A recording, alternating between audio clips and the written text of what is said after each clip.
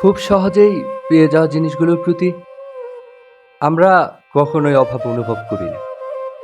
অথচ আমরা যা পাই না তা পেতে গিয়ে আস্ত একটা জীবন ক্ষয় করে ফেলি। ভুলে যাই নিজের যত্ন নিতে, ভালো থাকতে। ভাবতে থাকি এমনটা কেন হলো? এটা পেয়ে গেলে হয়তো আমিও সুখী হতে পারতাম। আমরা আসলে ভুল করি, ভুল পথ ধরে হাঁটি। যে পথে আমাদের জন্য কেউ আসবে না, কিন্তু যে পথ একান্ত ব্যক্তিগত, কারোর জন্য অপেক্ষা করে।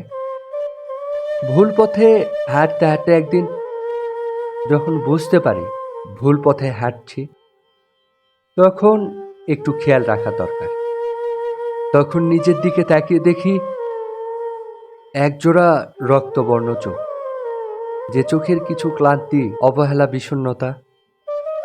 ওই চোখে কোনো কিছু পাওয়ার আকাঙ্ক্ষা নেই, কোনো কিছু হারানোর ভয় নেই।